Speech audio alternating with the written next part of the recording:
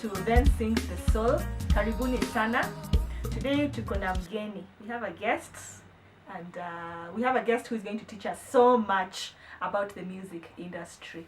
The book of Proverbs is big on wisdom and knowledge, and it's normally said that an old man seated can see further than a young man standing. So our guest is not old, but he has a lot to share. He's been all over the world. He has played with different people. He has been playing for 24 years. So he has a lot to share with us. And you'll get to know him, and he'll tell you more about himself. Hi, Amani. Hi. We normally see you on TV. We see you playing the drums. We'd like to know who you are, where you come from. Okay. Ulisoma wapi? Well, mi naitwa Amani Baya. I am a drummer. I am a musician first before I am a drummer. Okay. Mi natoka Coast. I grew up in Nanyuki and in Coast. I've played music since I was 5 years. That's because I used to play in my family band. Family band? Most of the time, yeah. Tell us about family band. Yeah. You had a family band? Yeah. We had a family band, and it was a household name. It was called the Baya's Band. Okay. So every one of us who was born in our family was initiated into music. So kila mtu wana play at least 2 instruments. Everyone can at least sing or try to sing. So we, I wouldn't say we have the family band now, because guys are so far from each other now. This journey. So here you are, you're a student, and the family is also big on music. How did you used to relate, especially with school authorities, your family schoolmates? Well, in primary school, it was very common for us to actually just leave. My dad used to come. If we need to go for a show somewhere, we just come and tell the principal or the class teacher, I want my kids. And he told them, if you refuse, I'm not gonna pay your school fees. You have to let them go. So mzee alikuwa anatokelezea hivi, hata mwalimu kwa darasa anasema, wewe, dad is here, pick your things and go. You people were attending shows at that age? Yes. Stage and all those things? We used to go for all these agricultural shows, especially agricultural shows. Nairobi, Kisumu, wapi. We used to go to all of them. And that's the whole family traveling? Yeah, the whole family traveling. This was clearly your musical journey was already defined, huh? Yeah, so we started like that. In high school it wasn't as much, but the classes weren't interrupted as much. But it was fun just playing whenever we could. At that age, were you singing? You already playing drums? No, I was playing drums. So throughout for you, it's always been drums? Yes. You've never attempted singing and keyboard? I try. I play a little bit of keyboard. I play a little bit of guitar. I had to learn because they were around me, And then we used to have this thing, just swap instruments. Like I want to play bass, so someone comes to play drums, so I go and play bass. Someone wants to play the keyboard, so they come to the keyboard, and this guy goes to the guitar, and stuff like that. So I learned a little bit, so I can play a little bit. But your heart... Not to save my life, but just to... just to... As in, if people are here fun. And there's a performance, and the keyboardist is not there, but you're there, will be good. I will try. So, Amani, we know you for drums. The passion is just there. Even if somebody does not want to see you in a performance, I think the energy around the drum corner is normally calling. What is this special relationship you have with drums? I don't know what to say really about that, but it's that instrument that I fell in love with since I was small. I'm personally I started with teens. It came into and it's the one thing that I could do all day. If I wasn't going to school. So my love for drums started then. My dad bought me that a single drum was being used as a table, and I played that as well. My heart out. I used to break sticks from the branches, and just play. So it started out then. So I love drums since then until now, and my love for drums has grown. I always say my name is Amani Baya, #drummer for life. So I'm not retiring. Yeah, I'm not retiring from drums. I always say that I'd love for me to probably be very old and working with a stick maybe, but still playing. Okay, have you had to put in a bit more work? You already had a strong foundation with the music, your parents buying for you the instruments, exposing you, allowing you to make noise. I'm sure you were one noisy child. Very, very noisy.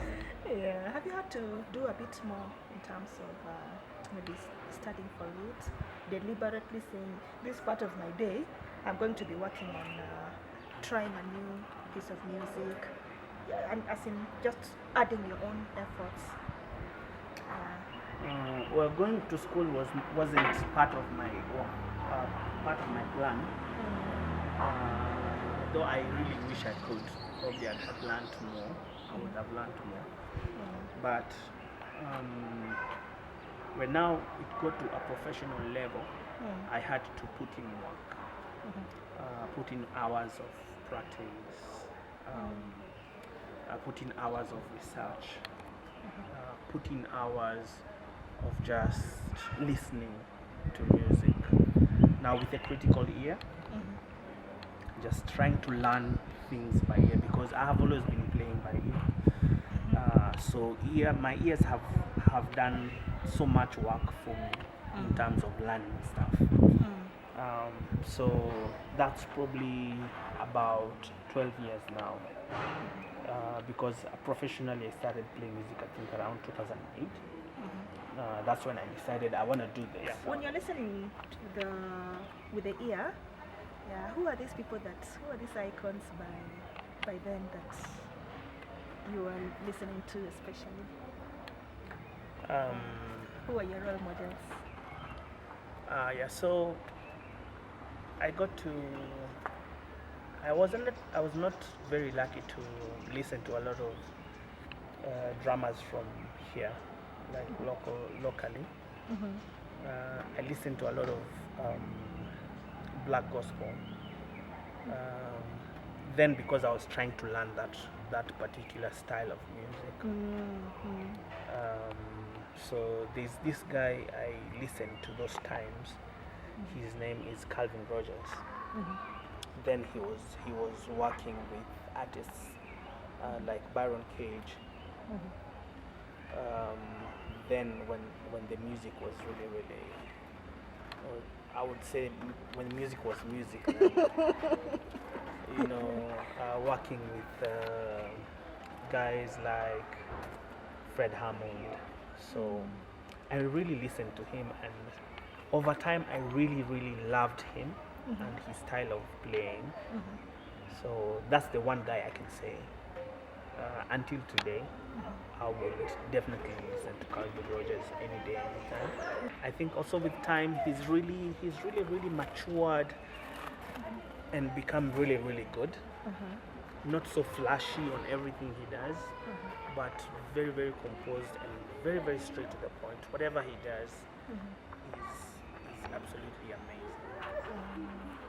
So from Africa, there is a guy called Emmanuel. He was introduced to me by a friend called Wakaki. Then now I started exploring a lot of African music as well. There's a guy called Sabu Sacha from South Africa as well. Also Manu is also from South Africa. Sabu is from South Africa. Manu is from, can't remember his country. Is it Ivory Coast or Senegal? Can't really remember, but West Africa. Tried as much as I could to listen to them, especially on the gospel side. My style of playing was so much influenced by Sabu Sasha from South Africa. You're listening, that time you're not using YouTube, yeah? Yeah, most of the time it was just DVDs. You're spending money. Yeah, I would buy DVDs in town. Especially the Joya Celebration DVDs, I would buy them in town. So you set aside budget? Yeah. You would not have... Well, not so much of a budget, but you know, there was always some loose money. DVDs were 50 bob. Yeah. Just like movies. Movies were like 50 shillings. Like if you wanted a DVD in a case, nicely packaged, that was like 100 bob. So I bought a few of those. I bought the 50 bob one, so I would get home, put them in the DVD and just listen and watch and enjoy the music. But for me, I would listen more. You learn by listening, meaning you don't have to see somebody hitting what? You know what they're hitting for it to come out like that. Yes, I wouldn't have to see whatever they're hitting, but I would hear.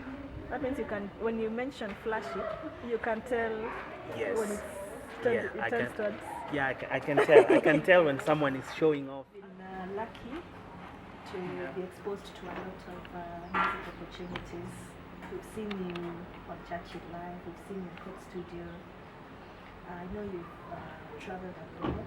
You've been on trips to USA. You've been You've been working with concert teams, and you've worked with big names. Yeah. What are some of your biggest lessons from this exhibition? I think for me is number one, professionalism, and being able to withstand different levels of pressure, because professionalism, number one, is the one thing that will take you to some places that probably even your looks won't, you know, and character as well. So working in with all these people and getting opportunities on all these stages, I think for me professionalism stands out as one of the lessons, and character and teamwork. Teamwork is very, very necessary. It's one of the most important things that you will need to be able to work on any stage, because people need someone that they can easily talk to, someone who's teachable, someone who's able to work with minimum supervision. How does that differ from working in a church band? For somebody who's playing for a church band at the moment and looking up to you, how do they get from that to your level? Number one, they need these three things. Number one, you need to be very professional. Correct. You need to work on your character, and you also need to have a spirit of teamwork. I can say this because I have seen how I have been in church long enough to know that most of the times we don't look at that, or the church management doesn't really look at that. They look at just skill and your spirituality. Sometimes not even your spirituality. They just want your skill. But you see, skill is a very small percentage of what you can do. The skill can be tops, you can be the best in whatever field. But if you don't have character, if you don't have any professionalism, if you can't work with the team, then there's no need. And then this other thing about working in a church setting, people don't really take time to check on their spirituality, because it is not a gig like any other. there have been instances where people are like, I just want a professional. I don't care where they're coming from. I just want a professional. That's because the person who was supposed to be professional enough wasn't professional enough. The person who was supposed to have character and is born again or is from the church and didn't display that kind of character. You see, so most of these opportunities will be there, but you need to check on all these things. In church is a bit different because then you need to be able to be connected to the source of all these things. When you talk about character, let's talk a bit about that. Do you mean attending practices on time? That means attending prayer sessions. I mean everything.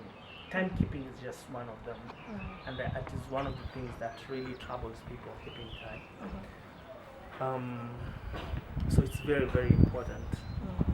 Discipline is very, very important to be able to be at the right place at the right time. You know, so all that. Okay, tell us a bit about branding. The people normally say in the music industry, there's maybe in the corporate industry, how you dress for a board meeting matters, how you carry yourself about. So in this industry, how do you brand so that you can, even if you're a professional, you're set apart from the others, you stand out? I think there's one thing that we always stand out. It is said that you are addressed how you're dressed. So it's that simple. It's that simple. Even in the music industry, how you dress is how you get dressed. It's just that most times in the arts you can dress however. Like you see that I'm dressed. I'm in shorts. I'm in sandals. I'm in a t-shirt. I can actually do a gig like this. Actually, I was just talking to a friend yesterday, and he was like, he remembered the first time that he met me. I was in sandals and a short. I was in a t-shirt. The thing is just to look good, look presentable. Wherever you're going for rehearsals or you're going for gigs or you're going for ministry in church, you have to look the part. Okay. I saw you playing for Elima Juro a few weeks ago. Yeah. And you are the forgotten team members. Sometimes even the reward and remuneration is not there. Yeah. And it's been they've been murky waters. Yeah. What are your words of wisdom, even to church owners and church leaders? How to manage this relationship between the musicians in church and corporates? The one thing I can say is that most of the times, especially in a church setup, people are more interested in your gift, but not in you as a person. So they will not care so much about you, but they will care if you are there to play or not. You get? So that's the one thing that really needs to change, because we can't say that we are serving God, but you don't serve the person that is there with you. Service in the sense that you want to know how they are, you want to know how they are doing. Spiritually and physically, how they're doing, what you can do to help them. And sometimes most of these people that we lose is simply because we cannot do that. What do you do after I leave? Do you care if I have eaten? Or do you care if I have a roof over my head? Do you care if I'm okay? Simple thing, if I'm okay. If my health is okay. Those are the simplest things that we can do to have these people just feel at home. Who stands out for you in the Kenyan music scene? Number one is Sauti Sol. I think I had the opportunity of working with them for around 5 years. And I think is a group of people that they have really grown in terms of their content and their professionalism and everything. I mean they've grown, and I love their music. I love their music. Their new album. I was part of the new album as well. I think there are like 2 songs that I was part of.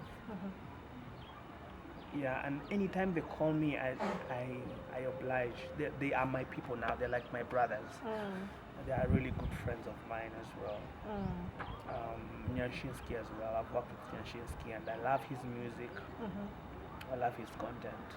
I'm very keen about lyrics and quality of music. This is music that I can listen to with anyone around. That's the kind of music I like. And for me, locally, Nyashinsky and Sauti Sol stand out for me. In the gospel industry, Ibino and Eunice Njeri, Masi Masika, those are my top artists. What's a good performance for you? A good performance for me is an experience. For me, it's an experience. How you would make someone feel when they go to that concert or to that event. And for me as a musician, I want to be part of the experience in the sense that I'll see someone that I can relate to, a drummer. I'll see someone I can relate to, a bass player. I'll see someone that I can relate to, a keyboard player. Let's say the band. That's the people I relate to. So I want to see them because learning never ends for me. So I want to see them and I want to learn from them and I want to enjoy the music and I want to enjoy what they're doing. That's for me number 1. Number 2, the artist has to be musical. They have to understand music. They have to understand what they're doing. They're not just artists. They know how to relate to the crowd. They know how to relate to the musicians. For me, that's an experience. You know, and for me, without that, I'd rather put the music on YouTube and watch. What is the big thing that is going behind the scenes? Yeah. Well, I started working on my music. I released my first song 2 weeks ago. Congratulations. Thank you. What's the name of the song? It's called Ubwana. It's a worship song. Great. Where can I get it? It's on YouTube. I did a lyric video. It's there on YouTube on my channel. I'm also gonna work on putting the music on the other digital platforms as well. I'm also doing covers. It's one thing that I've always wanted to do. Covers, meaning I could do anything in that cover. I could be singing, I could be playing drums, I could be I could be doing anything. So I also did my first cover, Tembalami. And you've mentioned that you've started doing covers. What does this mean for the instrumentalists? And, Well, first of all, I started doing these things because I saw the opportunity to do it. I believe every opportunity is for good, works for good. It just depends on your mindset. I am sure probably if it was not for COVID, I don't think I would have even released the song because I was just keeping it, you know, I was like, it's ready, but I'm not. Then I was like, yeah, why not? Just release it. Why not do a cover? Why not just shoot something? You know, like all those opportunities just started popping. And you have to change your mindset. Situations will come, but you have to change your mindset and look at the good side because some situations will probably stretch you a bit. There will be lack of money and there will be no work. But even in that situation, you have to think of what to do because we've seen a lot of online shows happening. So what would you do if you're an instrumentalist? You have to be able to create your content as well because you won't be a backup musician all your life. Probably that's what you're meant to do. But I believe in all that creativity that God has given you, you can do something with it. It doesn't have to be what people love or what the majority of people like to listen to, because there's an audience for every person and for every genre of music and for everything. So you just have to create your thing and put it out there. I know most of us have been affected by COVID, but here we are learning from Amani that it's not the end of everything, and having a mindset that is able to adapt is going to be the thing that determines whether somebody progresses or somebody bemoans their fate at the same level. My name is Amani Baya, and this is my parting shot.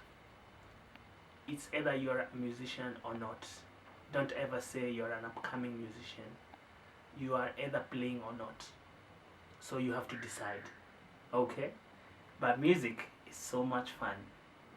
And here is the thing I love about music. Music that moves you. This was started by a very good friend, Mr. Bob Colimo. May God rest his soul in eternal peace. And this is the one thing that I resonate with all the time. Music has to move you. And I love music that has to move you. Whether it will move you in your heart or you will dance to it, but music has to move you. If it doesn't move you in the right way, by the way, then it's not good music. It has to be good music. Thanks everybody who has followed this interview on Then Sings the Soul. Remember, we are out here to sharpen one another, to grow one another, to learn from each other. The book of Proverbs is big on wisdom and knowledge. And wherever you're able to get it, let us run for it like our life depends on it. So thank you everyone.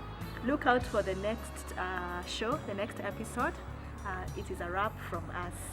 And with that, please wave and say goodbye. Bye-bye. Bye-bye. Everybody. Ewe Bwana, umetukuka juu ya vyote vilivyo mbinguni na hata